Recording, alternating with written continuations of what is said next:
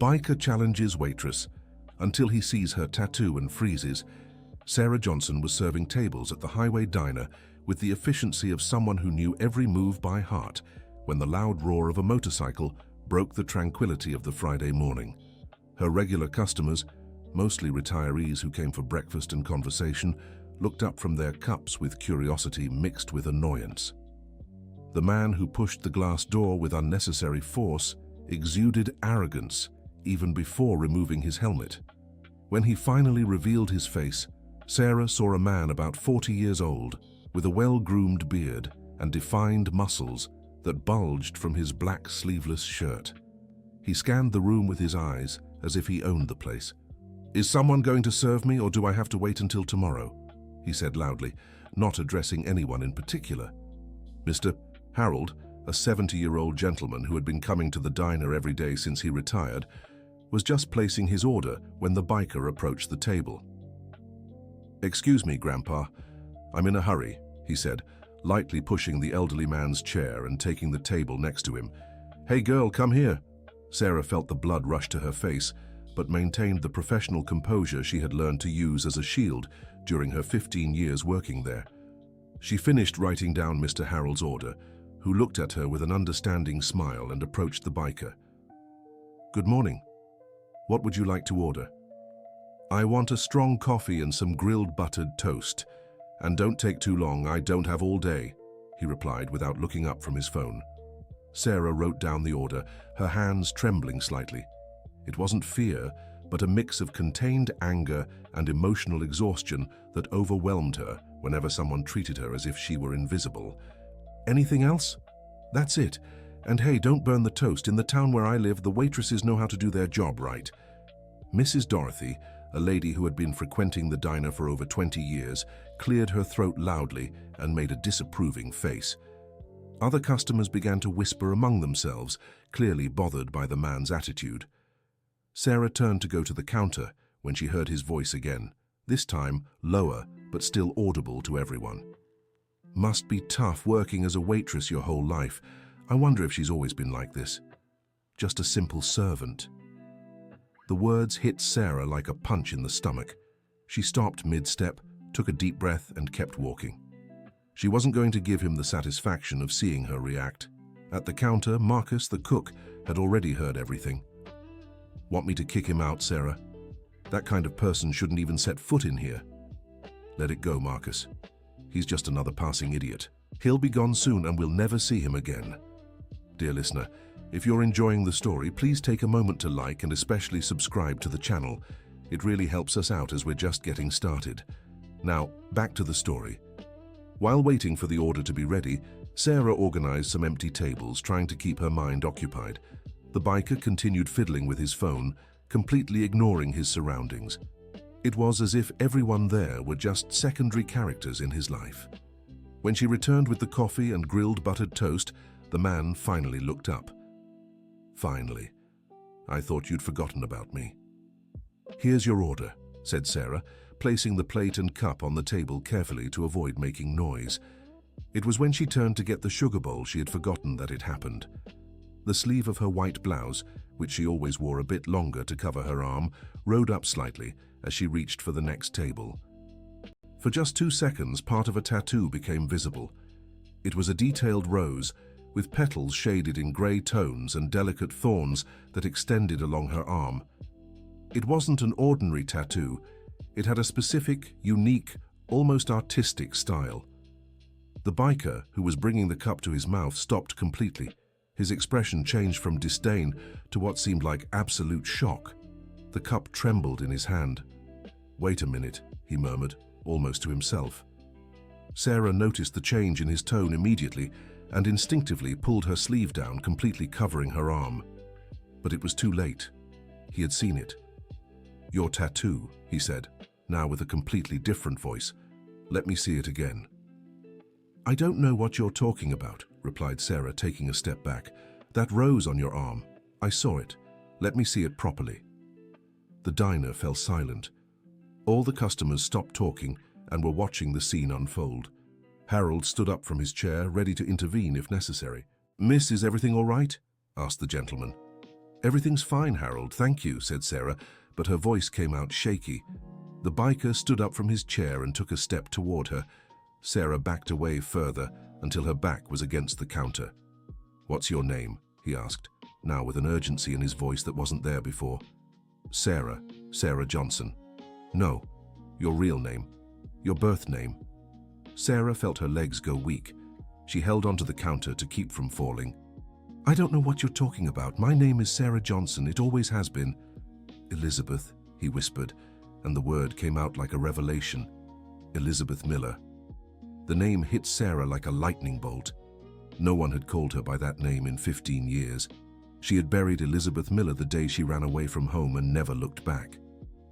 "You're crazy," she said, but her voice failed on the last word. "The tattoo. It's identical to mine. We got them together when you turned 18. Remember, at Ronald's studio on Church Street. You said you wanted something that would connect us forever." Sarah looked at him more closely. The shape of his face, the brown eyes, the way he furrowed his brow when he was concentrating. It was impossible. It couldn't be. "Michael," she whispered so softly that almost no one heard. "It's me, Liz, your brother." The diner erupted in murmurs. Dorothy brought her hand to her chest, moved. Harold sat back down but continued to watch everything carefully. "That's impossible," said Sarah, shaking her head. Michael took their side. He betrayed me." "I didn't betray anyone, Liz. I was deceived, just like you." Marcus appeared at Sarah's side, placing a protective hand on her shoulder. "Sarah, do you know this guy? Do you want me to call someone?" "No, Marcus, it's all right," she said, but it was obvious it wasn't. Michael lifted the sleeve of his own shirt, revealing an identical tattoo in the same place on his arm. The same rose with the same details, the same thorns. It was impossible to be a coincidence. "Remember when we got them? You said that even if we got lost in the world, we would always have this to remind us that we were family, that nothing would ever separate us." Sarah began to cry. Silent tears streamed down her face as she stared at her brother's tattoo. "You abandoned me, Michael. When I needed you most, you took Mom and Gilbert's side." "I didn't know the truth, Liz. They deceived me. Mom said you had run away because you wanted all of Dad's inheritance for yourself.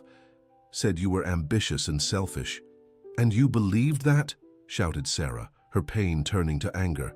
"I was your sister. We grew up together. You knew me better than anyone in the world, and you believed them instead of me." The entire diner was following the argument as if it were a live soap opera. Some people had already taken out their phones to record, but Dorothy scolded them, asking for respect for the moment. "I was young, Liz. I was 20 years old. I was confused and angry. Daddy had just passed, and everything was a mess. When you disappeared without a word..." "Without a word?" Sarah laughed bitterly. "I tried to talk to you. I texted, called, even went to your house. You were the one who didn't want to listen." "What text? What call? I never got anything." "Stop it, Michael. Don't pretend you don't remember. I swear by our father's memory that I never received any message from you. When you disappeared, we looked for you for weeks. I went out in the middle of the night multiple times to drive around the city searching for you." Sarah stopped talking. There was something in his voice, a sincerity she couldn't ignore, but she was still too hurt to believe completely. Lucy, the diner's manager, came out of her back office upon hearing the commotion. She was a 55-year-old woman, her graying hair always tied in a bun, who ran the establishment with a firm hand but a generous heart. "What's going on here?" she asked, approaching Sarah. "Lucy, this man says he's my brother," explained Sarah, still trembling. "Your brother? But you always said you had no family." "It's a long story." Lucy looked at Michael suspiciously. "And you, sir, who exactly are you?" "My name is Michael Miller. This is my sister Elizabeth. We were separated 15 years ago because of a family lie. I've been looking for her ever since." "Sarah has worked here for 14 years, said Lucy. "She arrived here young, scared, asking only for a chance. She never told me details about her past, but I always knew she was running from something." "She was running from an injustice," said Michael. And I discovered the truth too late. Sarah sat in one of the empty chairs, emotionally drained. All the pain she had held onto for 15 years was resurfacing. What truth, Michael? What truth did you discover? Mom lied to both of us, Liz. Gilbert wasn't just her second husband. He manipulated everything from the start. Michael pulled up a chair and sat next to his sister. His posture had completely changed. There was no more arrogance, only pain and regret. Remember the fights Mom and Dad started having in the last few months before he passed? Always about money, about documents, about the will? I remember. They argued almost every night. Gilbert was already in her life even before Dad passed. He was the one who put those ideas in her head, about you trying to take advantage of the inheritance. Sarah looked up, surprised. What do you mean? Even before? Mum confessed everything in the hospital, Liz. Before she passed, too. She said Gilbert came into her life when Dad got sick, said he would take care of her, that she didn't need to worry about anything. I don't understand. What does that have to do with me running away? Do you remember why you fought with Mom that day? The day you left home? Sarah closed her eyes, forcing her memory back to a day she had tried to forget for 15 years. I had found some papers on his desk, documents about Dad's will. Something was wrong, but I couldn't figure out what. He had forged Dad's signature, Liz, changed the original will. The diner fell completely silent. Even Marcus stopped working in the kitchen to listen. How do you know that? Because I have the real will. Dad gave a copy to his lawyer, Mr. Henry. He kept it all these years, waiting for one of us to show up and seek the truth. Michael took a yellowed envelope from the pocket of his leather jacket. It's all here, Liz. Dad left everything divided equally between the two of us. The house, the workshop, the savings, everything. And he left a letter too. Sarah looked at the envelope, afraid to touch it. A letter? He knew he was going to pass, Liz. In his final days, he wrote a letter for each of us. Yours is here too. Dear listener, if you're enjoying the story, please take a moment to like and especially subscribe to the channel. It really helps us who are just starting out. Now continuing, Mrs. Dorothy, who had moved closer during the conversation, couldn't stay quiet any longer. Sorry to intrude, dears, but this story is breaking my heart. Can I say something?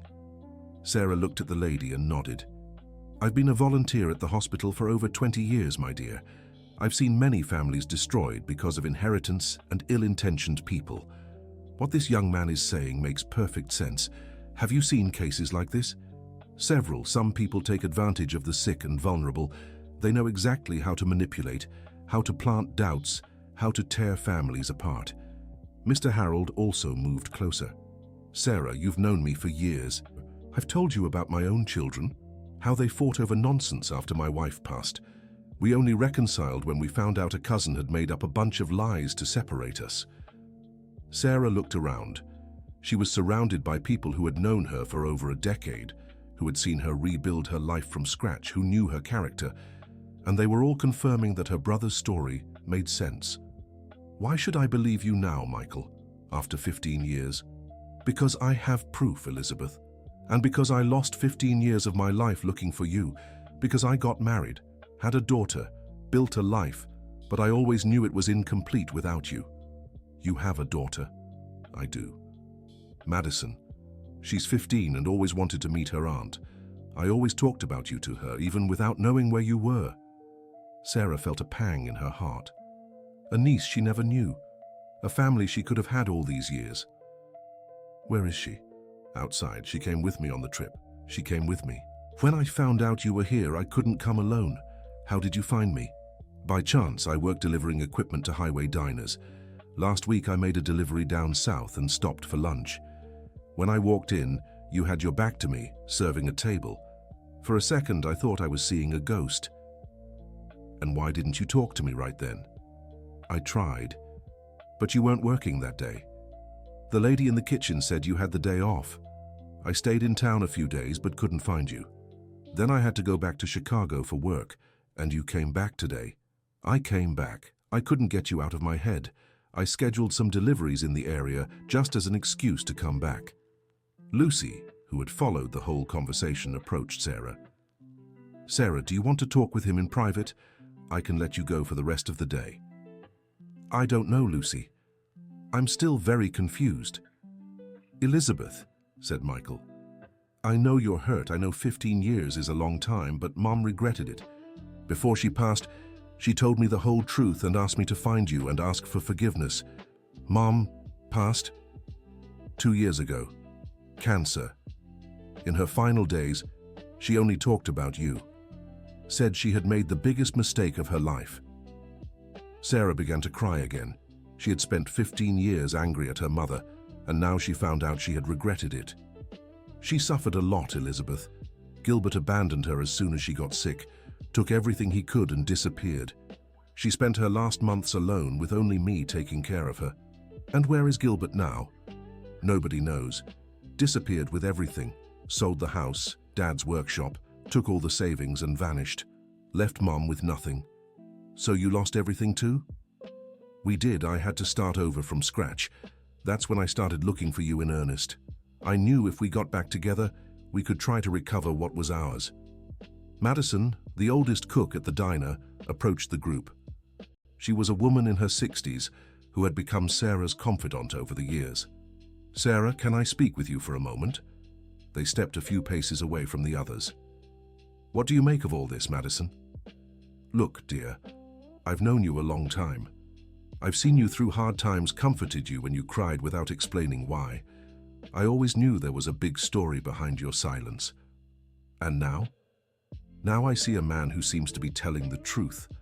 I see genuine emotion in his eyes. And I see you more shaken than I have in years, which means he touched on something real. But what if it's all a lie? What if he just wants something from me? What thing, Sarah? You work as a waitress, live in a rented apartment, have only your savings. What interest could he have? Sarah looked back at Michael, who was speaking softly with Mrs. Dorothy and her Harold. It was strange to see him there, in that environment she considered her refuge, talking with people who had become her chosen family. Madison, do you think I should talk to him? I think you should hear what he has to say.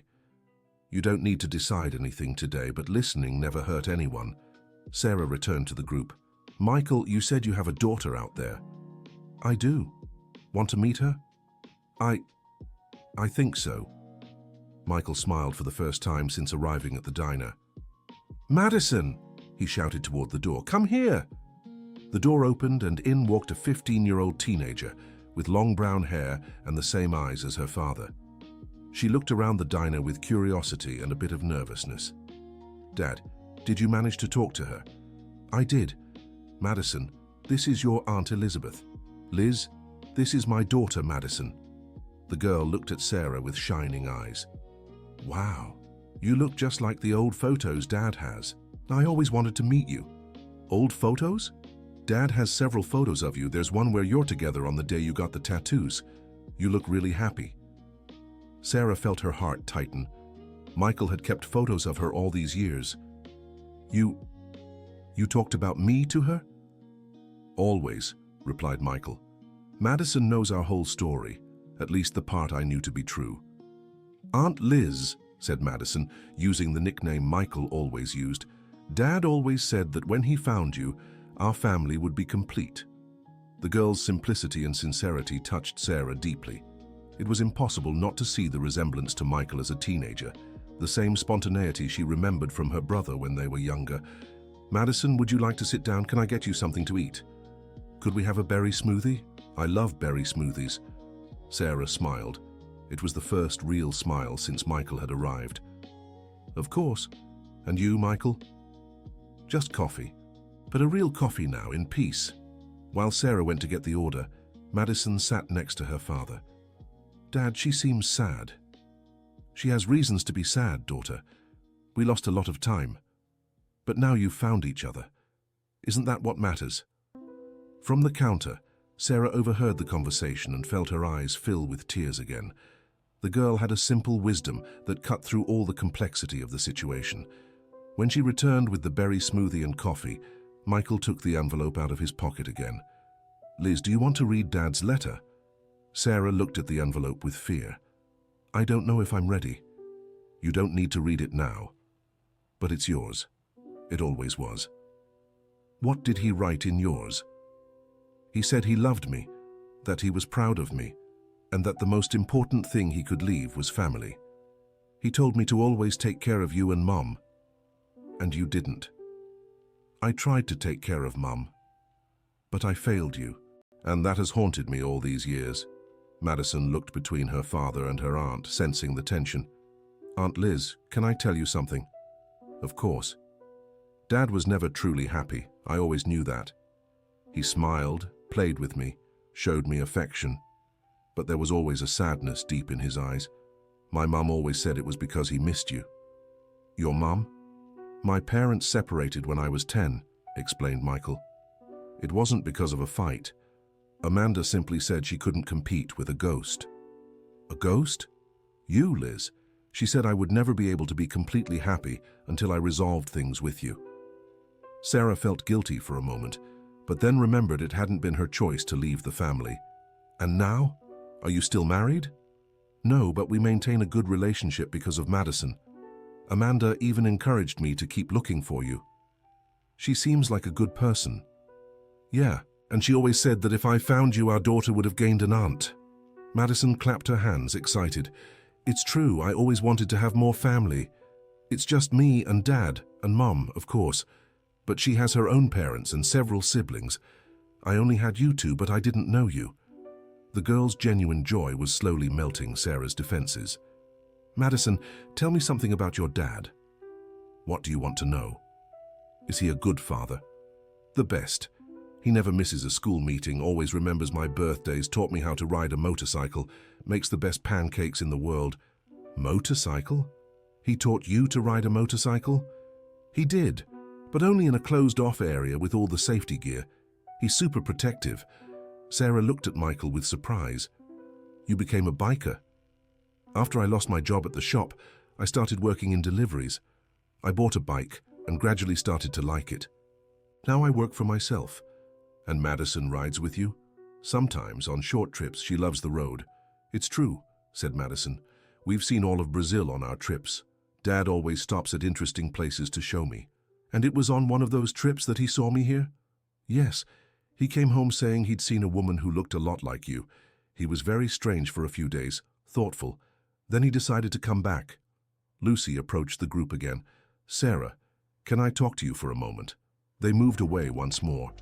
How are you feeling? Confused, but relieved too. You know that feeling of a weight you've been carrying for years finally lifting off your shoulders? Yes, I do. And what are you thinking of doing? I don't know. 15 years is a long time, Lucy. I built a life here. I have my work, my friends, my routine. And are you happy with that life? Sarah stopped to think. It was a question she had never asked herself directly. I am at peace, secure, but happy? Completely happy? I don't know. Sarah, I've known you for 14 years. You're an excellent employee, a good person, loved by everyone. But I've always noticed a melancholy in you, as if a part of you was missing. And now? Now I see you more alive than I have in years. Even with all the confusion and pain, there's a light in your eyes that wasn't there this morning. Sarah looked back at Michael and Madison. They were talking quietly with Mrs. Dorothy, who seemed to be telling some story that made Madison laugh. Lucy, can I ask you a question? Of course. If it were you, what would you do? I'd give it a chance. I'm not saying you should run after him today, but I'd give it a chance to get to know him again, to hear the full story, to try to understand what really happened. What if he's lying? What if he's telling the truth? Sarah returned to the table where Michael and Madison were waiting. Michael, this letter from Dad. Can you give it to me? Of course, he said, taking a smaller envelope from inside the first one. It's here, with his handwriting on it. Sarah took the envelope and saw her real name written in her father's script. To my daughter Elizabeth, with all my love. For a moment she felt as if she were back to being 18 years old. I'll read it at home. I can't right now. I understand. And Michael, I want to hear the whole story, but not here, not now. I need time to process all of this. How much time do you need? I don't know. A few days? A week? Liz, I've waited 15 years. I can wait one more week. Madison looked at her father with concern. But we have to go back to Chicago, Dad. Not necessarily, said Michael. I can rearrange my schedule. Besides, there's some work here in the area that I can do. Are you going to stay in town? If you'll allow it. There's a tiny hotel nearby. We can stay for a few days. Sarah felt a mix of relief and anxiety. Part of her wanted them to stay. Another part was terrified of what that meant. All right, you can stay, but I need time to think. Aunt Liz, said Madison, can I visit you here at the restaurant? Not to talk about heavy things, just to get to know you better? The girl's question completely melted Sarah's heart. Of course you can, Madison. Come whenever you want. Michael stood up, leaving money on the table to pay for the breakfast and the berry smoothie. Liz, before we go, can you show me your tattoo? Sarah hesitated for a moment, then rolled up her sleeve. The rose was there, exactly as Michael remembered, just a little faded by time. It's identical to mine, he said, showing his own tattoo again. I remember when we got them. You said they would be our eternal connection. And they were. It's because of them that I recognized you. Madison looked fascinated at the two tattoos. How beautiful. It's like you have a family symbol. They were simpler times, said Sarah, covering her arm again. They can be again, said Michael, if you want. After they left, the restaurant was silent for a few minutes.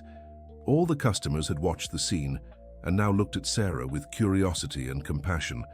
Mrs. Dorothy was the first to speak. Dear, what an impressive story. That young man seems sincere. Do you think so? Oh, my dear, I've lived a long life. I've learned to recognize when someone is lying.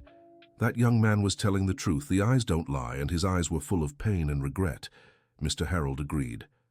And the girl, then? What a sweet child. You can tell she was raised right. It's true, said Madison from the kitchen. The girl has manners and genuine affection.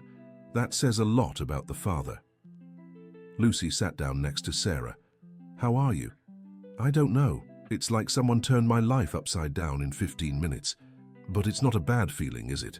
No, it's scary, but not bad. Sarah spent the rest of the day at work, but her mind was completely divided. Every customer she served, every order she took, every move she made was mechanical.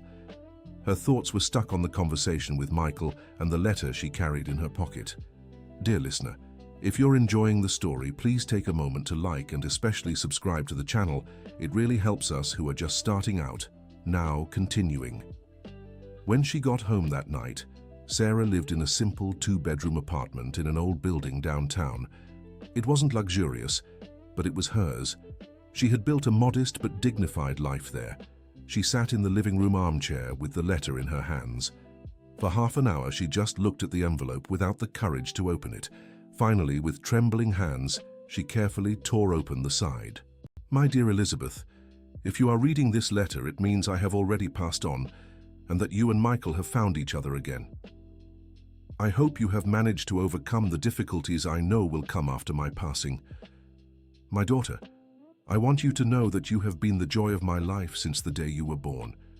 You have always been courageous, determined, and fair. These qualities will help you face any difficulty that comes your way.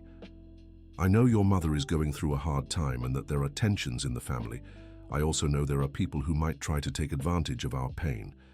That is why I am writing this letter and leaving everything documented. The workshop, the house, and all our savings should be divided equally between you and Michael. You two are my only heirs and the only ones entitled to what I built throughout my life. More important than money, I want you to take care of each other. Family is all we truly have in this world. Do not let anything or anyone come between you. Michael is a good boy, but still young and sometimes impulsive. You have always been more mature, so I ask you to be patient with him. And Michael, if you are reading this too, take care of your sister. She is more sensitive than she lets on. Elizabeth, if you ever feel lost or alone, remember that my love for you is eternal. Remember who you are. A strong woman, capable of overcoming any obstacle. I will always be with both of you, watching over you wherever I am. With all my love, your father who loves you forever. Sarah cried as she hadn't cried in years. They were tears of longing, of pain, but also of relief. Her father had never abandoned her. He knew there would be problems and tried to protect her the only way he could. The next morning she arrived at work with red eyes, but with a new determination. Madison showed up just before lunch, alone. "Hi, Aunt Liz. Can I have lunch here?" "Of course. Where's your dad?" "He went to take care of some work stuff. He said he didn't want to pressure me and that I could come meet you alone if I wanted to." "And did you want to?" "Very much. I want to know everything about you. What were you like when you were a teenager? Is Daddy right when he says you two were very close?" Sarah smiled. The girl's natural curiosity made her feel more at ease. "We were very close, yes. Your father was always my best friend." "Tell me a story." "Well, when we were little, your father was afraid of the dark, but he never admitted it because he wanted to seem brave." "Really?" Madison laughed. "He still sleeps with a nightlight on." "Some things never change," said Sarah, laughing too. "Once, when he was about 10, the power went out during a storm. He came to my room and said it was to protect me, but he was actually shaking with fear." "How cute. And you? What were you like?" "I was the brave one of the pair. I always stood up for your father when someone picked on him at school. He said you were always very protective." "I was, and he was very protective of me too. When I started dating at 16, he kept an eye on the boy the whole time." "And did you get into mischief together?" "Lots. Once we painted the neighbor's wall blue because she complained about our dog. We got in so much trouble." Madison was loving the stories. Sarah realized that talking about the past with Michael didn't hurt as much as she had imagined. In fact, it was comforting to remember the good times. "Aunt Liz, can I ask you a serious question?" "Of course." "Have you forgiven my dad?" The question took Sarah by surprise. "Why do you ask that?" "Because I see that he feels very guilty, and I want him to be truly happy." Sarah looked at the girl. There was a maturity in her eyes that was impressive. "Madison, forgiving is a process. It doesn't happen overnight. But I'm trying to understand what really happened back then. He showed me your pictures last night. You two looked so happy together." "We were. And can you be again?" "I don't know, Madison. 15 years is a long time. We've changed a lot." "But family love doesn't change, does it?" The teenager's simple wisdom touched Sarah deeply. "No, it doesn't change." "Then there's still hope." That afternoon, Michael showed up at the restaurant to pick up Madison. "How was your day?" he asked. "Great. Aunt Elizabeth told me lots of stories about when you were little." Michael looked at Sarah with curiosity. "Embarrassing stories, I hope." "Some," said Sarah, smiling at him for the first time since their reunion. "Elizabeth, you read the letter?" "I did." "And?" "And I need to talk to you, but not here. Can you come to my house tonight?" "I can." "What time?" "After 8. Madison can come too if she wants." "I want to," said the excited girl. That night, Sarah nervously tidied up the apartment. She had prepared a simple dinner and bought soda for Madison. When they arrived, she noticed how Michael looked around with curiosity. "Is this where you live?" "Yes. It's not big, but it's mine." "It's very cozy," said Madison. "I like the plants in the windows." "Thank you. Would you like to have dinner?" During dinner, the conversation flowed naturally. Madison told stories from school, Michael talked about work, and Sarah shared experiences from the restaurant. At times, it seemed like a normal family having dinner together. After Madison went to watch television in the living room, Sarah and Michael sat at the kitchen table to talk. "Michael, I need to tell you what really happened that day I left home." "I want to hear." "I had found some papers on Gilbert's desk. They were documents related to Daddy's will. But there was something strange. Some signatures looked different, some dates didn't make sense. And you confronted them." "I confronted Mother first. She got very nervous and called Gilbert. When he arrived, he started yelling at me, saying I was an ambitious girl who wanted to rob the family." "Our mother defended him?" "She did. Said I was being disrespectful and that Gilbert just wanted to take care of her. When I insisted there was something wrong with the papers, she said something that destroyed me." What? She said I had always been selfish, that I only thought about myself, and that if I didn't trust her, I could leave home. Michael lowered his head. Elizabeth, I swear I didn't know any of this. I know, because you weren't home. You had gone out with friends. And you left that same night? No. I went to my room and cried until dawn. The next day I tried to talk to you, remember? I knocked on your bedroom door early in the morning. I vaguely remember. I had a hangover and told you to come back later. But I couldn't come back later. When I went down for breakfast, Gilbert was in the kitchen with some papers in his hand. He said if I didn't stop making accusations against him, he would sue our family for defamation. He threatened you. Said he would destroy our reputation in town, that no one would trust our family name anymore. And our mother was on his side, agreeing with everything. My God, Elizabeth. That's when I realized I no longer had a place in that house. I grabbed some clothes, the little money I had, and left. And why didn't you try to talk to me afterward? I tried. I sent several messages to your cell phone. I called many times. I even went to Amanda's house looking for you. Michael stopped breathing for a moment. To Amanda's house. I went. She said you didn't want to talk to me, that you were very angry because I had hurt our mother. Elizabeth, I never got those messages, and Amanda never told me you went there. Now it was Sarah's turn to stop breathing. What do you mean she never told you? She never told me you went to her house and my cell phone. Gilbert said he was going to change our plans to a cheaper one. I remember I went a few days without a cell phone. So you really didn't know I was trying to reach you? I didn't. I thought you had disappeared without a word to anyone. Gilbert said you left a note saying you were leaving to make your own life away from the family. What note? I never wrote any note. He showed a handwritten paper, said it was your handwriting. Michael, I never wrote any of that. Gilbert even forged a farewell note. They fell silent for a few minutes, processing the magnitude of the manipulation they had suffered. Liz, can you forgive me? I know I was an idiot, but I truly didn't know the truth. Michael, I spent 15 years thinking you had abandoned me, that you had chosen them over me. And I spent 15 years thinking you had abandoned us, that you had run away out of ambition. We were both victims of the same scheme. And now what do we do? Sarah looked into the living room where Madison was watching television, completely unaware of the heavy conversation happening in the kitchen. Now we try to make up for lost time, if you want. I do, Liz, more than anything in the world. But it will have to be slow. I need to learn to trust again. And you need to understand, I'm not the same person I was 15 years ago. I understand. And you also need to know I've changed a lot. I have a daughter now, responsibilities. My life isn't just my own anymore. I know. And I like Madison. She's an incredible girl. She likes you a lot too. Yesterday she told me she finally understands why I always talk so much about my sister. Madison appeared at the kitchen door. Can I listen to the rest of the conversation? I promise I won't interrupt. Sarah and Michael looked at each other and smiled. Come in, said Sarah. You're part of this family too. Madison sat between them at the table. Did you forgive each other? We're trying, said Michael. And now are you going to be together again? Madison, said Sarah.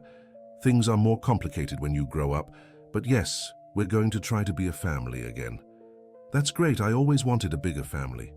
Michael, said Sarah, you mentioned yesterday you might still be able to recover Dad's inheritance. How? His lawyer, Mr. Henry, said, there's still time to contest it if we prove there was fraud, and we have the evidence. What kind of evidence? The original will, the letters, and now your testimony about what really happened that day. Besides, he's investigating other people who might have been victims of Gilbert. Other people. It seems our stepfather has done this before. There are at least 2 other families who went through similar situations. Really? Very much so. Mr. Henry thinks we might not only recover our inheritance, but also sue him for emotional damages. But that will be a lot of work, won't it? It will. And it will be painful to relive all of this. But Liz, it's our right. It's what Dad wanted for us. Madison looked between the two of them. And if you get the money back, what will you do? I don't know, said Sarah. I never thought about that possibility. I know what I'll do with my share, said Michael. I'll invest in a business so I can spend more time with Madison, and I want to buy a house where she has her own room and where you can visit us whenever you want. And I want to meet my grandmother, said Madison. Michael and Sarah looked at each other. Madison, said Michael softly. Grandma Catherine. She passed 2 years ago. I know, Dad. You told me. But I want to visit where she's resting. I want to bring flowers and tell her that you found each other. Sarah started to cry again. She would be so happy to know we reconciled. Then let's visit her together, said Michael. The 3 generations of the family reunited.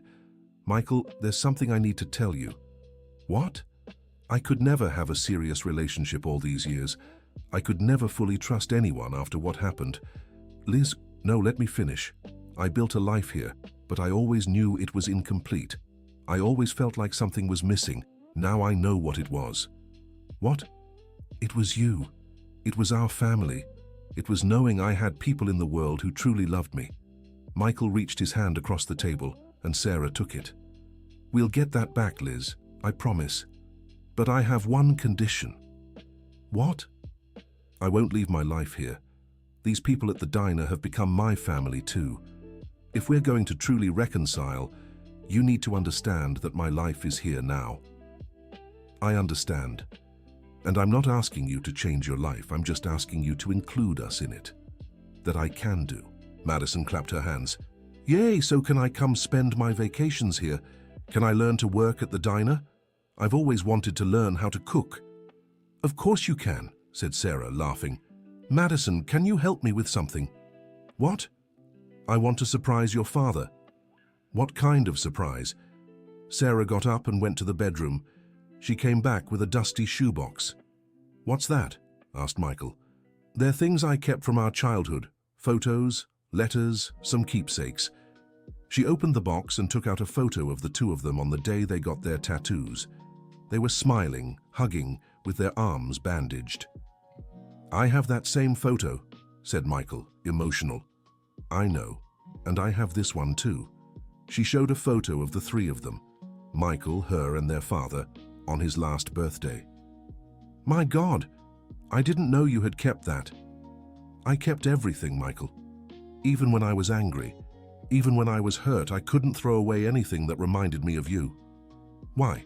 Because deep down I always knew that one day we would find each other again. Dad always said that family is forever. Madison picked up the photo. You were so happy, weren't you? We were, said Sarah. And we can be again. They spent the rest of the night looking at old photos and telling stories. Madison was fascinated, discovering details about the family she had never known. Michael and Sarah, little by little, relaxed and rediscovered the ease they had always had when talking to each other. When they left, it was past midnight. Aunt Liz, said Madison at the door, thank you for the best night of my life. Why? Because for the first time I understood what it's like to have a big family. Now I know I have an aunt who loves me. I really do love you, Madison, from the very first moment I saw you. Michael hugged his sister. Liz, thank you for giving me a second chance. Thank you for not giving up on looking for me. I would never give up, you're my sister. That never changed. The next day, Michael and Sarah went together to the notary's office to meet with Mr. Henry. The lawyer, a white-haired gentleman in his 70s, greeted them warmly. Michael, what a joy that you found each other again. And this must be Elizabeth. That's me, sir. My dear, you look just like your father. He always said you had the same determined look in your eyes. Did you know my father well? I knew him for over 30 years. We were friends as well as lawyer and client. When he found out he was sick, he asked me to look after you two. And can you help us get our inheritance back? I can and I will. You have a solid case. With Elizabeth's testimony about what happened that day, plus the evidence we already have, I'm sure we will succeed. How long will it take? A few months. But in the meantime, I can get a court order to freeze any assets that are still in Gilbert's name. Does he still have anything? Yes. We managed to track down a house in another state and some bank accounts. It's not everything he stole, but it's a start. "And our mother?" asked Sarah. "How did she get involved in all this?" "Your mother was a victim too, my dear. Gilbert took advantage of her vulnerability after your father passed. He knew exactly how to manipulate people in mourning." "So she really regretted it?" "Very much so. In her last month, she came here many times crying, asking me to find you. She said she had made the biggest mistake of her life." Sarah began to cry. "She could have looked for me directly. She was afraid you wouldn't forgive her, and she was ashamed of what she had done." "I would have forgiven her, I always would." Michael took his sister's hand. "She knew you would forgive her. That's why she asked me to find you and ask for forgiveness on her behalf." "Dr. Henry," said Sarah, "I want to sue Gilbert, not just for the money, but for what he did to our family. We will sue and we will win." In the following days, Michael and Madison extended their stay in town. Madison became a constant presence at the diner, helping Sarah whenever she could, and winning the affection of all the staff and regular customers. Michael started working on some deliveries in the area, and little by little he became part of the community that Sarah had adopted as family. A week after the reunion, Sarah made an important decision. "Michael, I want to go with you to visit Mom's grave." "Are you sure?" "I am. I need to make peace with her too." "When do you want to go?" "Now. Today." "Can you take me on your motorcycle?" "I can, but it's a 4-hour trip." "I don't mind. Can Madison come too?" "Of course she can," said the girl, who was listening to the conversation. "It will be our first trip together as a family." They left early in the morning. Sarah had never been on a motorcycle and was nervous at first, but she gradually relaxed and even began to enjoy the feeling of freedom. They stopped for lunch in a town along the way. It felt strange for Sarah to be traveling with her brother after so long, but at the same time it felt natural, as if the 15 years apart had just been a bad dream. "Aunt Elizabeth," said Madison at the diner where they stopped, "can I ask you a personal question?" "Of course." "Did you never want to have children?"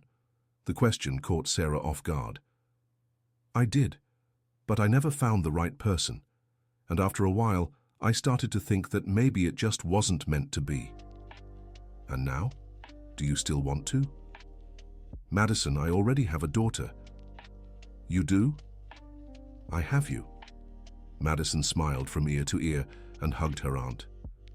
"So now I have 2 mothers." "2 mothers and 1 very protective father," said Michael, smiling. When they reached the cemetery, Sarah felt her legs tremble. She had spent 15 years imagining this moment, but was never sure it would come. Her mother's grave was simple but well kept. Michael came here every week when he was in town. "Hi, Mom," said Sarah, kneeling in front of the headstone. "I came to visit you and I brought some people for you to meet." Madison knelt beside her aunt. "Hi, Grandma Catherine. I'm your granddaughter, Madison. Daddy always told stories about you." Michael stood behind them, emotional. "Mom," Sarah continued, "I want you to know that I forgive you. I know you were deceived too. I know you regretted it." "She regretted it very much," said Michael. "She spent her last months talking only about you. And now we are together again. Michael, me and Madison, the family you always wanted us to be." Madison placed the flowers they had bought in the vase on the headstone. "Grandma, I promise I will take care of Daddy and Aunt Elizabeth. I will make sure they never separate again." "And I promise," said Sarah, "that I will take care of Michael and Madison like you wanted me to." "And I promise," said Michael, "that I will never let our family fall apart again, no matter what happens." They stayed there for almost an hour, talking to their mother as if she were alive. They talked about the reunion, about their plans for the future, about the granddaughter she had never met, but who carried her smile. When they returned to the city, it was almost night. Madison had fallen asleep on the way, leaning against her father's back. "Liz," said Michael when they stopped in front of Sarah's apartment, "thank you for today." "Thank you. I needed to do this." "How are you feeling?" "At peace. For the first time in 15 years, I feel at peace. And now? Now we build our new life together." "Aunt Liz," said Madison, waking up when the motorcycle stopped, "today was the best day of my life." Mine too, sweetheart. 3 months later, Dr. Henry called with good news. They had won the lawsuit against Gilbert and managed to recover a good portion of the inheritance. More importantly, he had been convicted of fraud and forgery and could no longer harm other families. With the recovered money, Michael bought a small house in the city where Sarah lived. Madison got a room of her own, decorated exactly how she wanted, and Sarah finally had the guest room she had always dreamed of. She continued working at the diner, but now as Lucy's partner. With part of the inheritance, they renovated the place and turned it into a small, thriving business. Michael set up a workshop in town, returning to his roots and the work he always loved. Madison adapted perfectly to her new school and made friends quickly. 6 months after the reunion, on a Sunday afternoon, the three of them were in the backyard of the new house planting rose bushes. "Why rose bushes?" asked Madison. "Because of our tattoos," Sarah explained. "Now that we're a family again, we want our house to have roses too." "Can I get a tattoo when I turn 18? "You can," said Michael, "but it has to be a rose just like ours." "Is it a family tradition now?" "It's a family tradition." That night, as they ate dinner together in the new house's kitchen, Sarah looked around and felt immense gratitude. The table was full of laughter, conversation, and plans for the future. "Michael," she said, "do you remember what Daddy always said about family? That family is forever, no matter what happens." And he was right. Even separated, even hurt, even lost, we were always family. "And we always will be," said Madison. "The 3 generations together again." "The 3 generations and all the ones yet to come," said Michael. "Do you mean—" "I mean that one day Madison will have children, and they will grow up knowing the family's story. They'll know that love always wins, even when all seems lost." Sarah smiled, looking at the brother and niece who had come back into her life when she least expected it. "And they'll know that no matter how much pain someone tries to cause, true family always finds a way to reunite." 2 years later, life had found its rhythm. Michael's workshop was thriving. Madison was in her senior year of high school, and Sarah had become a respected small business owner in town. But the peace they had achieved was about to be tested in a way none of them could have imagined. On a Tuesday morning, as Sarah was organizing the diner's stock, Lucy came running in with a worried expression on her face. "Sarah, there's a man outside asking for you. Says he's a lawyer and needs to speak to you urgently." "A lawyer? But it's not Dr. Henry." "No, it's another one. A younger man, in an expensive suit. He's carrying a briefcase full of papers." Sarah felt a chill run down her spine. After everything they had been through, any news related to legal matters made her nervous. "Send him in." The man who entered the diner was about 40 years old, with hair slicked back with gel and a smile that didn't reach his eyes. He wore an expensive navy blue suit and carried a leather briefcase. "Mrs. Elizabeth Miller Johnson." "That's me, but everyone calls me Sarah." "Pleasure to meet you. My name is Dr. Frederick Adams. I'm an attorney and represent a private investigations firm." "Private investigations? What is this about?" "May I sit? It's a delicate matter." Sarah gestured to a table in the corner of the diner. Lucy stayed nearby, pretending to organize some things, but clearly paying attention to the conversation. "Mrs. Elizabeth, I'm here because my firm was hired to investigate some irregularities related to the lawsuit you and your brother filed against Mr. Gilbert Andrade." Sarah's blood ran cold. "What kind of irregularities?" "There are indications that some documents presented in the case may have been altered." "Altered how?" "Falsified, forged, fabricated." Sarah rose from her chair, indignant. "Are you accusing me of forgery?" "I'm not accusing anyone, ma'am. Just informing you that there are questions about the authenticity of certain evidence." "Who is questioning it?" "That's confidential. But I can say that people with a legitimate interest in your parents' inheritance discovered inconsistencies in the documents." "What people? Who else would have an interest in my parents' inheritance besides me and my brother?" Dr. Frederick opened his briefcase and took out some papers. "Did you know your father was married before he met your mother?" Sarah's world stopped. "That's a lie." I'm afraid it's not. Here is the marriage certificate. Your father was married to a woman named Rosemary Johnson between 1978 and 1981. So what? He was a widower when he met my mother. No, ma'am. He was divorced. And from that first marriage, a daughter was born. Sarah sat down again, feeling her legs weaken. A daughter? Yes. Abigail Johnson Miller. Your half-sister. That's impossible. My father never mentioned having other children. Sometimes families keep secrets, Mrs. Elizabeth, especially when they involve painful issues from the past. Lucy approached the table. Sarah, are you all right? You're pale. I'm fine, Lucy. Just surprised. Dr. Frederick continued. Abigail Johnson Miller is now contesting the division of the inheritance. She claims she is entitled to a third of the assets left by your father. But the original will only mentions you and Michael because it was made after he lost contact with his first daughter. But according to the law, all children are entitled to their share, whether or not they are mentioned in the will. Sarah began to tremble. Where has this Abigail been all these years? Why did she never come forward before? She only recently learned of your existence.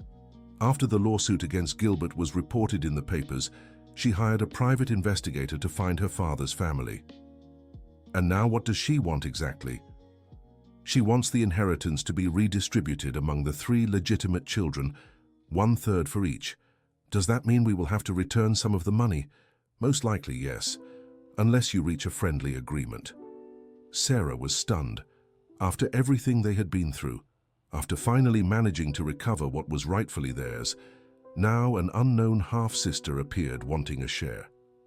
Dr. Frederick, I need to speak with my brother and our lawyer before making any decision. Of course. But you should know that Abigail is prepared to go to court if necessary. She has a strong case. And what if she didn't? What if her documents weren't real? Dr. Frederick smiled in a way that didn't reach his eyes. Oh, but they are real, ma'am. Much more real than some documents you presented in the lawsuit against Gilbert. What are you implying? Nothing specific, just that the authenticity of documents can be a two-way street. Sarah understood the implicit threat. Are you blackmailing me? Not at all, just to clarify the available options. After the lawyer left, Sarah immediately called Michael. Michael, you need to come here right now. Something very serious happened. What is it? Are you okay? I am, but a lawyer showed up here saying we have a half-sister. A what? A half-sister, a daughter from Daddy from a previous marriage. Liz, that's crazy. Daddy was never married before Mom. That's what I thought too, but they have documents. I'm on my way. Michael arrived at the diner 20 minutes later with Madison on the back of the motorcycle. The teenager, now 17 and about to turn 18, had become a beautiful and intelligent young woman who often helped both at the diner and at her father's workshop. Tell me everything from the beginning, said Michael, sitting at the table where Sarah still was, surrounded by the papers Dr. Frederick had left. Sarah recounted the entire conversation, watching her brother's expression change from confusion to worry and then to anger. This smells like a scam, he said when she finished. I think so too, but what if it's true? Liz, we grew up in Daddy's house.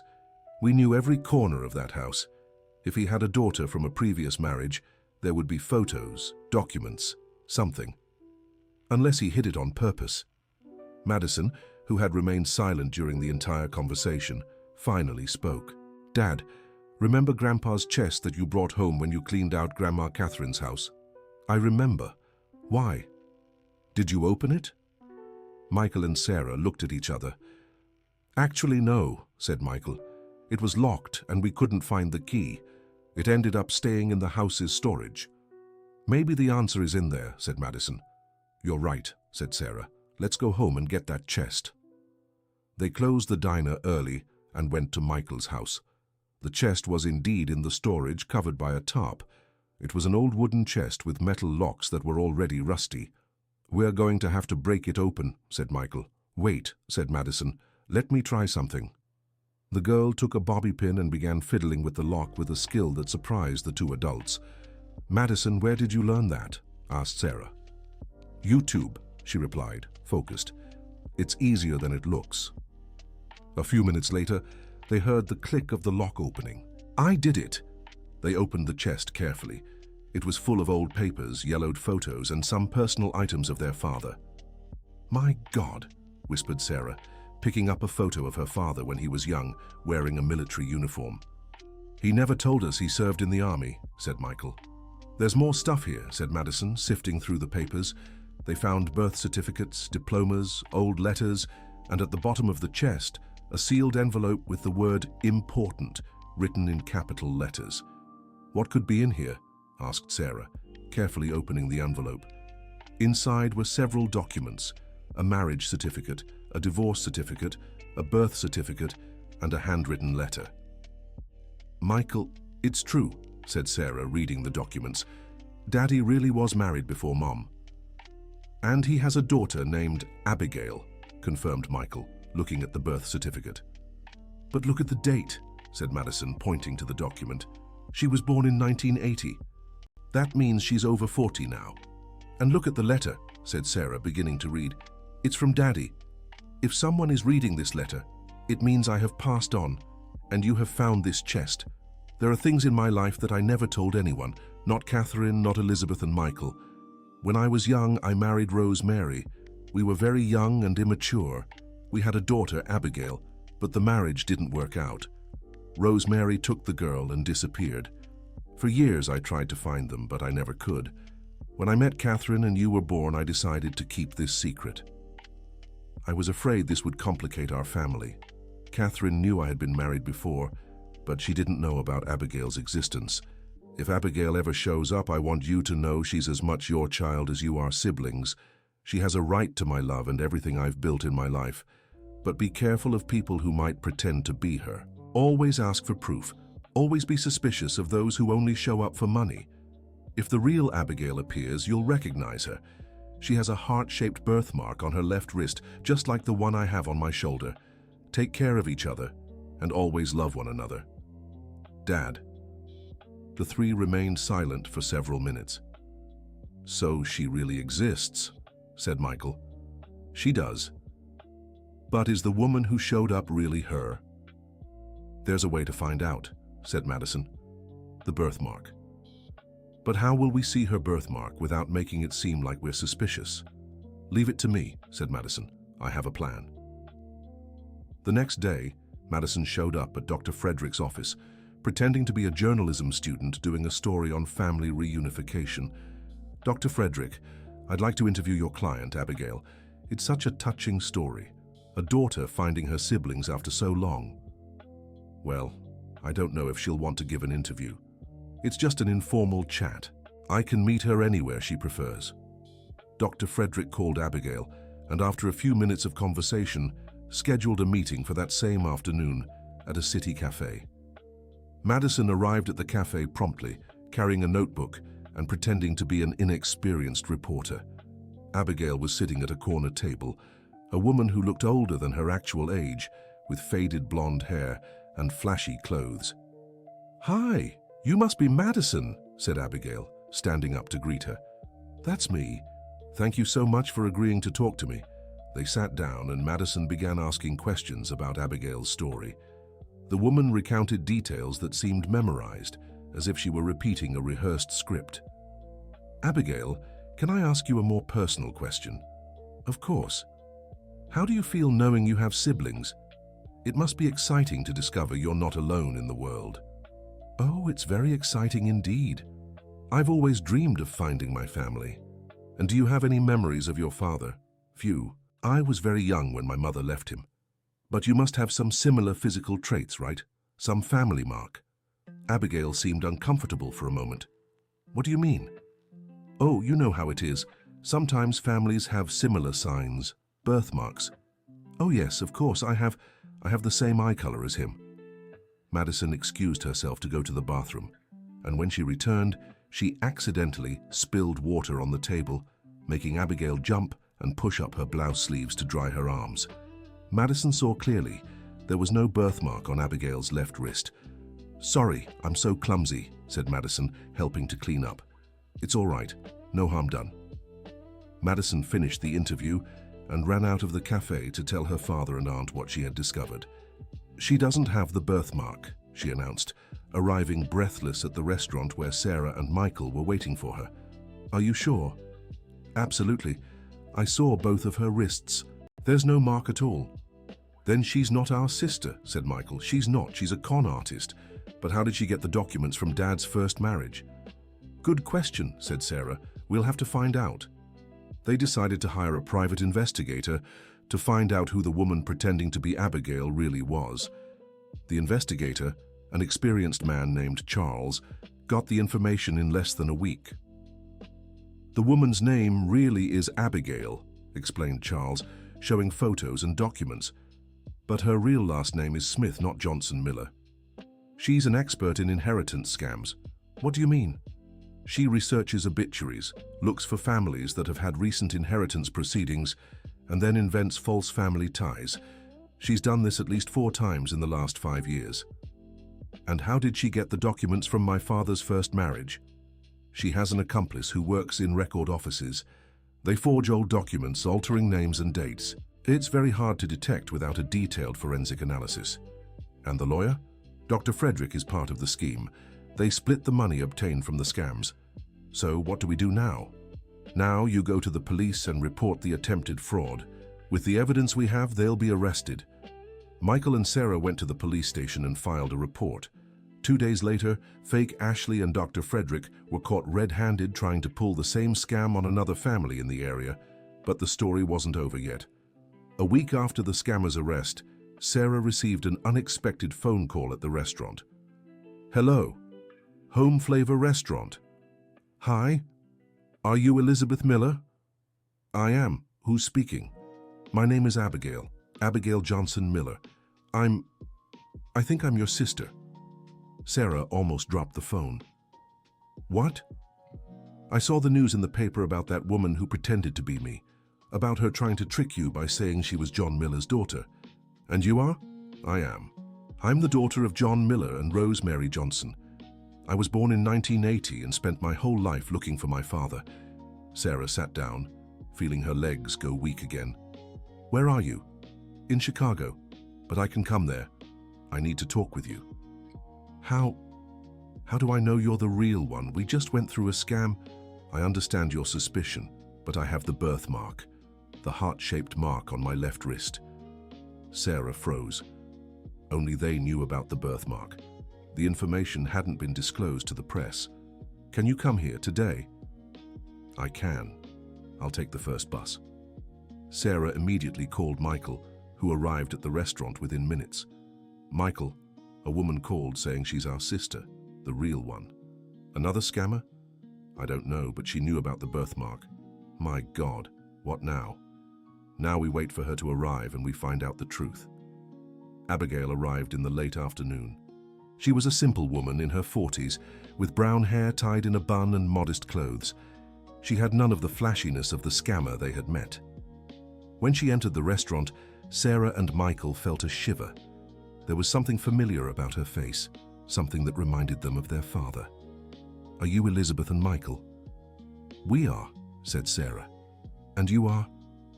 "Abigail, daughter of John and Rosemary." She extended her left wrist, clearly showing a heart-shaped birthmark. "My God," whispered Michael, "it's identical to Dad's." They sat at an isolated table. Abigail took from her bag a folder with old documents, original certificates, yellowed photos and letters. "I brought everything I have about my father. I spent my whole life trying to find him." "Why did it take so long?" asked Sarah. "My mother took me away when I was 2. She married another man and he adopted me. We moved states. I changed my last name. My mother told me my biological father had abandoned us. And you believed it?" "I believed it until she passed away 3 years ago. In her final days, she told me the truth. Said that she was the one who had left home out of fear because she was going through serious depression and couldn't take care of me." "And your father?" "Our father. He tried to find you both, but my mother hid well. Changed her name, city, everything. When she told me the truth, I started searching. Abigail showed the photos. In one, a young man who was clearly Sarah and Michael's father held a baby in his arms. This is me with him. It's the only photo I have. It's Daddy, said Michael, emotional. Exactly the same. Abigail, said Sarah, why did you never show up before? Daddy passed away almost 20 years ago. Because I didn't know where to look. I only knew his name and that he lived in rural Illinois. It took 3 years of investigation until I discovered he had passed and that you all existed. And how did you find out about us? Through the lawsuit against Gilbert. When it was in the paper, I saw the name John Miller and both of your names. I hired a detective and uncovered the whole story. And what do you want from us? Abigail smiled sadly. I don't want money, if that's what you're thinking. I just wanted to meet my siblings. I wanted to know what my father was like. I wanted to not feel so alone in the world. Madison, who had just gotten home from school and overheard part of the conversation, approached the table. Hi, I'm Madison, Michael's daughter, Grandpa John's granddaughter. Hi, Madison, said Abigail with shining eyes. You're my niece, and you're my real aunt. I am. Madison spontaneously hugged Abigail. I'm so glad you showed up. Now our family is even bigger. Madison's naturalness broke the tension in the air. Sarah and Michael looked at each other and smiled. Abigail, said Sarah, would you like to have dinner with us tonight? At our house? I would like that very much. Then let's go. Let's go home and get to know our sister better. That night, around the kitchen table in Michael's house, they talked for hours. Abigail told them about her life, about the search for her father, about the years of loneliness. Sarah and Michael told her about their childhood, about the father she never knew, about all the stories they held in their memory. Do you think he thought about me? Asked Abigail at one point. He did, said Michael. He kept all the documents from the first marriage. If he didn't think about you, he would have thrown it all away. And in the letter he left, he spoke of you, added Sarah. He said that if you ever showed up, we should welcome you as a sister. Would you do that, even me showing up after all this time? Abigail, said Madison, family is family. It doesn't matter when you show up, only that you did. Abigail began to cry. I'm sorry, it's just that I spent so much time imagining this moment. I was afraid you would reject me. Never, said Sarah, taking her older sister's hand. We know what it's like to feel rejected by family. We would never do that to you. And now, asked Michael, what do you want to do? I want to stay close to you all, not necessarily in the same town, but I want to be a part of this family. You already are, said Madison, since the day you were born. In the following months, Abigail moved to a neighboring town just 2 hours away. She got a job as a teacher at a local school and started coming to the Sunday lunches at Michael's house. At first, there was still some awkwardness. 40 years of separation isn't overcome overnight, but little by little, they got to know each other, building a new relationship based on the present, not on the past they couldn't share. Madison was key in that process. With the naturalness of the young, she treated Abigail as an aunt from day one, including her in all the family activities and making her feel truly at home. Aunt Abigail, said Madison one day as they were preparing Sunday lunch together, aren't you sad about all the time you lost with us? Sometimes I am. But then I remember that the important thing isn't the time we lost. It's the time we have ahead of us. That's true. And now we have lots of time. We have a whole lifetime. Sarah, who was listening to the conversation from the living room, smiled. Madison was right. They had a whole lifetime to be a family. 1 year after Abigail's arrival, the family decided to pay a special tribute to their father. They went together to the cemetery, where he was buried, and placed a new headstone with the names of all the children. Hi, Daddy, said Sarah, kneeling in front of the grave. We brought someone for you to meet. Hi, Dad, said Abigail, her voice choked up. It's me, your daughter Abigail. It took me a while to get here, but I made it. And I'm Madison, said the teenager, now 18 years old. Your granddaughter, the daughter of Michael that you never knew but always knew existed. "Daddy," said Michael, "our family is complete now. All your children are together, taking care of each other just like you always wanted." They placed flowers on the grave and stayed there for a while, each lost in their own thoughts and memories. When they returned home, they found a surprise. Dr. Henry, the family lawyer, was waiting with one more person, an elderly woman with white hair and a gentle smile. "Kids," said Dr. Henry, "I want to introduce you to Mrs. Rose Mary." Abigail froze. "Mommy." The elderly woman began to cry and hugged her daughter. "My daughter, you found me. You found your family. Mom, what are you doing here?" "Doctor, Henry looked for me after he found out you had met your siblings. He said it might be time for me to tell the whole truth." They went into the house and sat in the living room. Rose Mary, now over 70 years old, told her version of the story. "When I left home with Abigail, I was very sick, severe postpartum depression. I couldn't even take care of myself, let alone a baby." "Why didn't you ask for help?" asked Abigail. "Because I was ashamed. Back then, people didn't talk about these things. I thought it was my own weakness. And my father. Your father tried to help me, but I rejected all help. I thought he was going to try to take you away from me. So I ran away with you to another state." "And you never looked for him again?" "I did, many times, but whenever I was about to call or send a letter, fear paralyzed me. As time went by, it got harder. How do you explain 30 years of silence?" "Mom, he kept all your marriage documents. He never forgot." Rose Mary cried even more. "I made so many mistakes. I deprived you of knowing your father. I deprived him of knowing you. I deprived you all from growing up as siblings." "Mrs. Rose," said Sarah, approaching the woman, "there's no use blaming yourself for the past. What matters is that we're all here now. Do you forgive me for keeping you apart all these years?" "I forgive you. We all forgive you. You were sick, and you did what you thought was best at the time. And I want you to know," said Michael, "that our father always spoke fondly of you. Even after marrying our mother, he always said he had truly loved you." "He said that?" "He did. And he said he regretted things ending that way." Rose Mary stayed at the house that night, and for the first time in over 40 years, 3 generations of the family were gathered under the same roof. Madison, always curious, asked her grandmother many questions about what life was like when she was young, how she had met her grandfather, what Abigail was like as a baby. "Grandma Rose," said Madison before going to sleep, "are you going to stay around here now?" "I don't know, my granddaughter. I don't want to get in the way of your lives." "You're not in the way at all. On the contrary, our family is more complete with you here." "Madison is right," said Abigail. "Mom, I lost you for a long time too. Now that we've found each other again, I don't want to lose another day." "Then it's settled," said Michael. "Mrs. Rose stays here with us for as long as she wants." "And if she wants to stay forever, even better," added Sarah. Rose Mary moved to town 2 weeks later. She rented a small apartment near Michael's house and became part of the family's daily life. It was funny to see how each person brought something new to the family dynamic. Rose Mary had stories about their father that nobody knew. Abigail had a different perspective on life and family, shaped by the years of separation.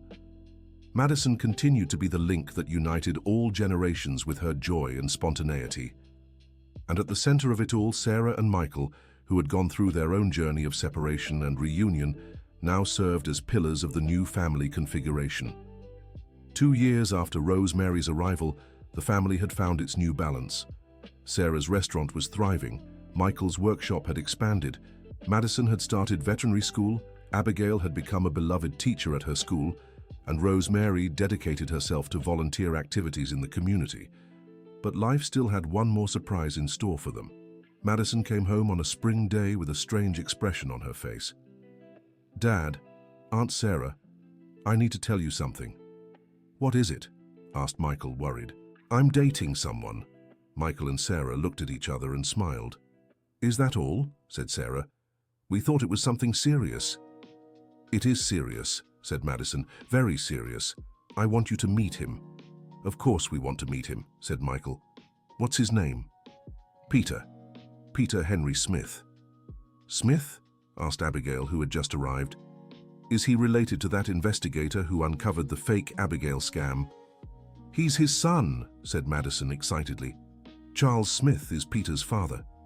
"What an interesting coincidence," said Rosemary, who was knitting on the sofa. "It's not a coincidence, Grandma. He's the one who introduced me to Peter, said he had a son my age in college." "And what is he like?" asked Sarah. "Wonderful. He's a veterinary student too, loves animals, is kind, funny." "She's in love," said Abigail, smiling. "I am, and I want you to meet him tonight. I already invited him for dinner." That night, Peter arrived at the house with a bouquet of flowers for Rosemary and a bottle of wine for Michael. He was a tall, dark-haired young man with an easy smile and polite manner. "It's a pleasure to meet Marina's family," he said. "She never stops talking about you." During dinner, Peter talked about his studies, his plans for the future, and his passion for animals. It was obvious that Madison had chosen well. "Peter," said Michael at one point, "your father helped us a lot in a difficult situation. We are very grateful to him." He talked about that, said you are a very special family who found each other again after many years apart. "It's true," said Abigail. "We went through a lot to get to where we are today, and now you're all together again." "We are," said Sarah, "and it seems our family might grow even more." Madison blushed. "Aunt Sarah." "What? I'm just saying we like him." "I really liked you too," said Peter. "And I want you to know that I have serious intentions with Madison." Michael looked at the young man with approval. "What kind of intentions?" "Dad!" protested Madison. "It's okay," said Peter. "I want to marry her. Not now, of course. We want to finish college first, but my intention is to build a life with her." "And does she know this?" asked Rosemary. "She does. We've talked about everything, about the future, about family, about dreams." "Then you have our blessing," said Michael. "Already?" asked Madison, surprised. "Already. Anyone who loves my daughter and treats her well has my blessing." 2 years later, Madison and Peter graduated from college and married in a simple but moving ceremony. The church was full of friends, but the front row was reserved for the family that had found each other again and grown. Sarah was the matron of honor. Michael walked Madison down the aisle. Abigail gave a moving speech, and Rosemary cried tears of joy seeing the great-granddaughter she never imagined she'd have. At the reception, while the newlyweds danced the waltz, Michael approached Sarah. "Liz, do you remember what Dad always said about family? That family is forever." And he was right. Even when everything seemed lost, even when we were apart, family found a way to come back together. And now it's growing. Madison is married, soon we'll have great-grandchildren running around. And who knows, maybe you'll find someone too. Sarah smiled. Who knows? After everything we've been through, I've finally learned that it's never too late to start over. That's true, just look at Mrs. Rose. At 70 years old, she started a new life here with us. They looked over at Rosemary, who was dancing with Peter, laughing like a girl. "Michael, have you ever stopped to think about how much our lives have changed since that day you walked into the diner?" "I think about it every day. If I hadn't seen your tattoo, it wasn't a coincidence." "What?" "Dad always said there are no coincidences when it comes to family. It was destiny for you to find me that day." "You think so?" "I'm sure of it. Family always finds a way to come back together." At the main table, Abigail watched the celebration with a smile on her face. She still sometimes couldn't believe she was part of that happy, close-knit family. After 40 years of feeling alone in the world, she finally had siblings, nieces and nephews, a present mother, and a future full of people who loved her. Madison, radiant in her wedding dress, approached the table where the family was sitting. "Thank you," she said, her eyes full of happy tears. "For what?" asked Sarah. "For being my family. For finding your way back to each other. For giving me the big family I always wanted." "We're the ones who thank you," said Michael. "You're the one who taught us that family isn't just about blood. It's about love. It's about caring. It's about being there." "And now," said Rosemary, "this family is going to grow even more." "Grandma, are you talking about great-grandchildren?" asked Madison, laughing. "I'm talking about everything. Great-grandchildren, new marriages, new friends who become family. Life is full of surprises." And she was right. 6 months after Madison's wedding, Sarah met a man during a local food festival. Paul was a widower, owned a bakery in the next town over, was the father of 2 teenage kids, and had lost his wife 3 years prior. They met because Paul had come to Sarah's diner several times, always complimenting the food and asking about the recipes. One of those days, Sarah realized he wasn't really just interested in the food. "Paul," she said one afternoon, "do you really want to learn how to make chocolate fudge balls, or are you just making excuses to talk to me?" Paul laughed sheepishly. "You caught me." "Caught you doing what?" "That I come here because I like talking to you. You're different." "Different how?" "You have a peace about you that I admire, a wisdom that comes from someone who's been through a lot in life." "I certainly have." "And you? You told me you're a widower, but you never talked about what it was like to lose your wife." "It was very difficult. Marianne was my partner since we were teenagers. When she passed, I thought I'd never be able to love anyone again. And now? Now I know the heart has an infinite capacity to love. Losing someone doesn't mean we can't find someone else." "Paul, are you asking me to be your girlfriend?" "I am. Officially." Sarah smiled. "Then I accept. Officially." Sarah's new relationship caused quite a stir in the family. Michael became overprotective, wanting to investigate everything about Paul. Abigail was excited, saying that Sarah would finally have her own family. Rosemary approved immediately, saying Paul had kind eyes. And Madison organized a dinner to introduce his children to the family. Paul's children, 16-year-old Brian and 14-year-old Julia, were well-mannered teenagers, but clearly still dealing with the pain of losing their mother. At first, they were respectful but distant with Sarah. "I don't expect you to see me as your mother," Sarah said at the first dinner. "Your mother will always be unique and special. I just want to be a friend who takes care of your father and you." "You seem nice," said Julia. "Daddy has been happier since he started dating you." "It's true," Brian agreed. "It had been a long time since I saw him truly smile." Over time, Brian and Julia grew accustomed to Sarah and began attending the Sunday family gatherings. Michael's house, already full with 4 generations, now also welcomed Sarah's new family. "Folks, we're going to have to build a bigger house," Michael joked at one of these gatherings. "There's no room for everyone here anymore." "Or we can take turns," suggested Madison. "One Sunday at Uncle Michael's house, another at Aunt Sarah's, another at Aunt Abigail's." "Good idea," said Rosemary. "That way I get to see all the families' homes." A year later, Sarah and Paul married in a small ceremony, with only close family and friends.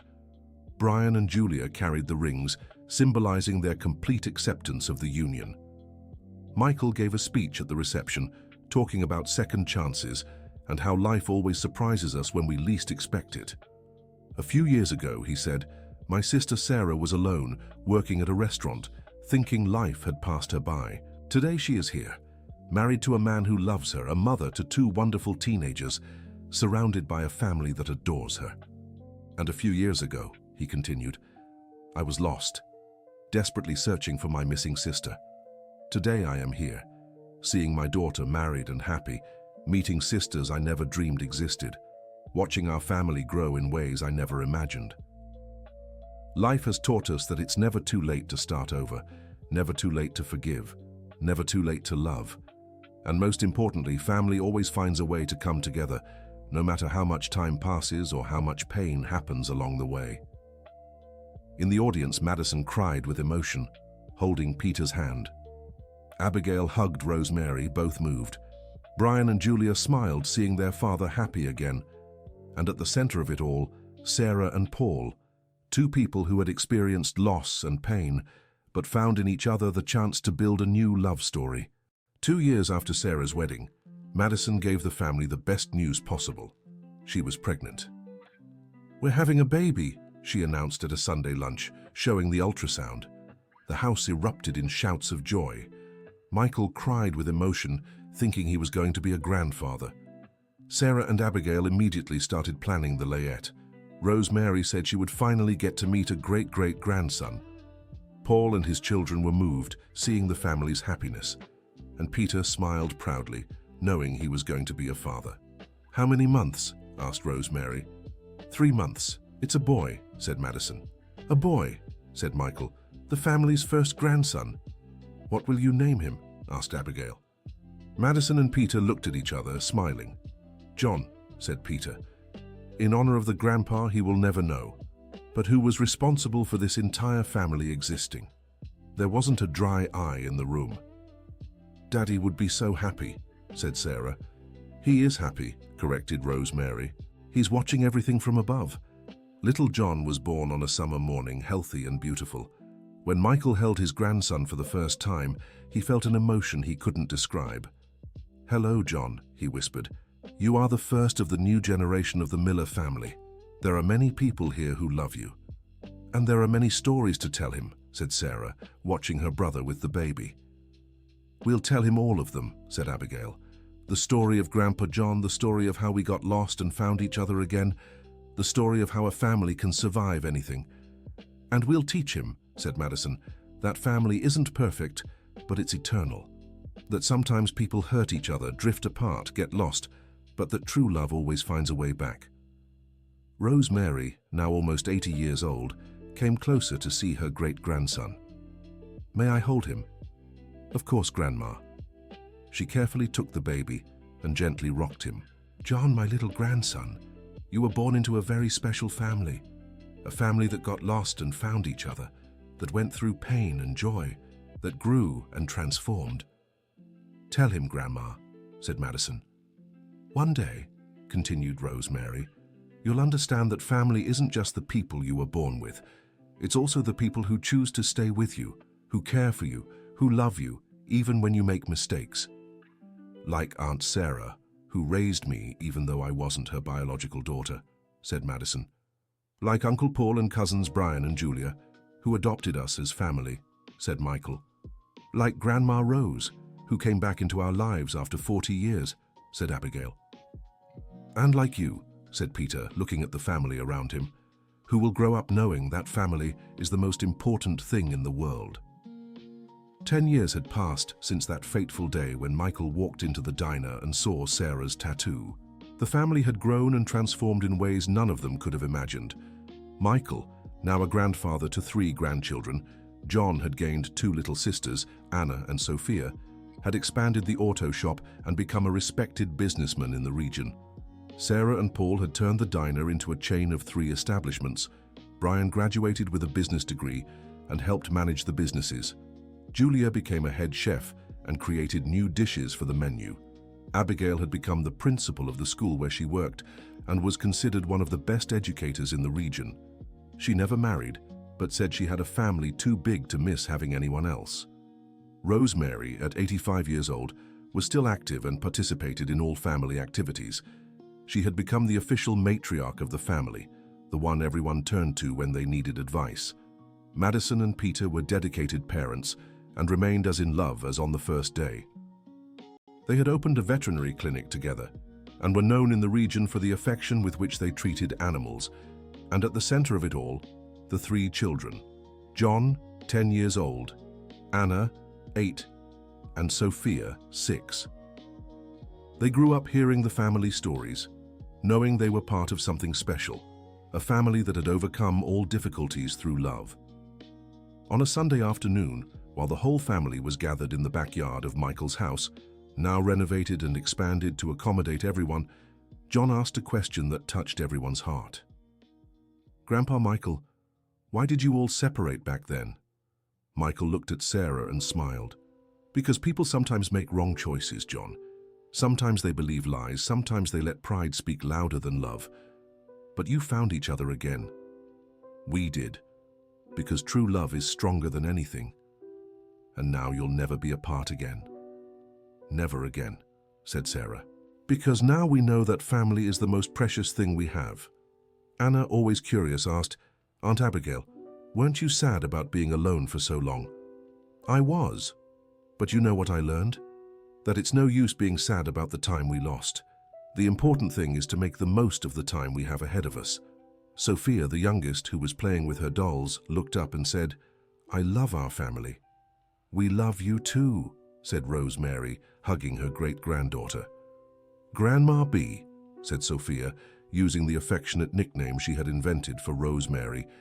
"Tell the story of how Great-Grandpa John met Great-Grandma Catherine." "Oh, my dear granddaughter, that's a beautiful story." And Rosemary began to tell, as she always did, the old family stories. The children sat around her, fascinated, as they always were. Sarah observed the scene and remembered that day, years ago, when she felt completely alone in the world. Now she was surrounded by more than 15 people she considered family, in a house full of laughter, conversation, and love. "What are you thinking about?" asked Paul, sitting down beside her. "I'm thinking about how surprising life is. 10 years ago, I thought I was destined to be alone forever. And now? Now I know that we are never truly alone. There's always someone looking for us, always someone who will love us, always a family waiting to welcome us. Even when everything seems lost? Especially when everything seems lost." Michael approached the couple. "Liz, did you see the children playing over there? They invented a game of lost family. John pretends he's looking for his sisters, and when he finds them, they hug and say, 'Family reunited forever.'" Sarah laughed. "They learned the lesson well." "They did. And they'll pass it on to their children too." "Michael, do you have any regrets? About everything that happened, about all the time we lost?" Michael thought for a moment. "I feel sorry for the lost time. But regrets? No. Because if things had happened differently, maybe we wouldn't have valued the reunion so much. Maybe we wouldn't have learned how important family is." "That's true. The pain taught us to value joy." "And now," said Paul, "you're going to teach that to the next generations." "We're already teaching," said Sarah, looking at the children playing. "They know that family is sacred, that they should never give up on each other, that love always wins." When the sun began to set and the family was preparing for everyone to return to their homes, there was the ritual that always happened, the group hug.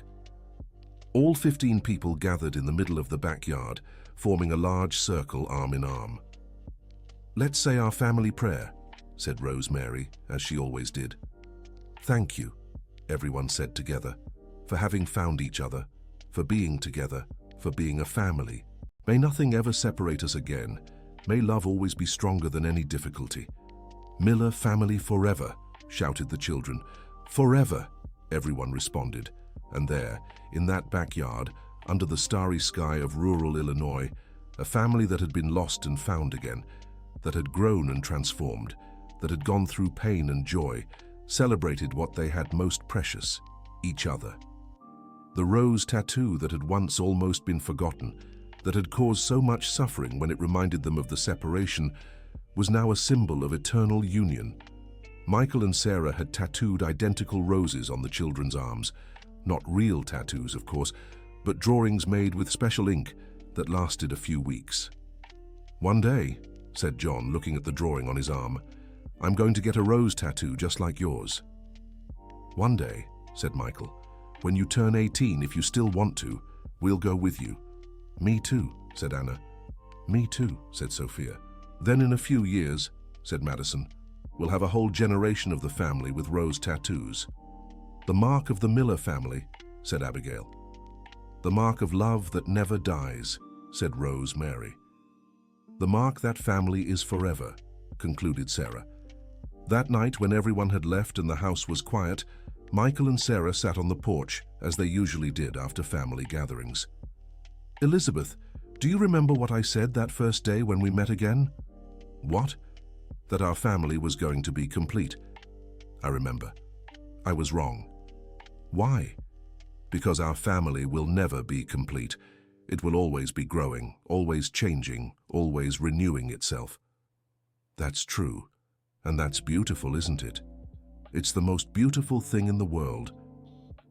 They stayed there in silence, looking at the stars and thinking about everything they had lived through, everything they had lost and found, about the whole journey that had brought them to that moment. "Michael," said Sarah after a while, "thank you." "For what?"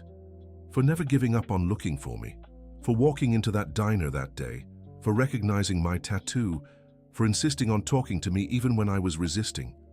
Elizabeth, I'm the one who should thank you for forgiving me a second chance, for opening your heart and your life to me and to Madison. We gave each other a second chance, Michael, and look where that led us. They looked around, at the house full of family photos, at the backyard where the children's toys were still scattered, at the large table already set for the next Sunday lunch. It led to this, said Michael, to a huge, loud, complicated and perfect family. Perfectly imperfect, corrected Sarah. Perfectly imperfect. And there, under the starry sky, two siblings who had been lost and found each other, who had built a family larger than they had ever dreamed, felt the deep peace of those who know they are exactly where they are supposed to be. The rose tattoo on Sarah's arm, which had once been just a mark of teenage rebellion, had become the symbol of one of the most beautiful family love stories that ever existed. And whenever she looked at it, she remembered that true love never dies. It just waits for the right moment to bloom again. End of story. Now tell me what you thought of this story of reunion and forgiveness. Do you believe family love can overcome 15 years of separation? Leave your opinion in the comments and don't forget to like the video. Subscribe to the channel for more heartwarming stories like this one.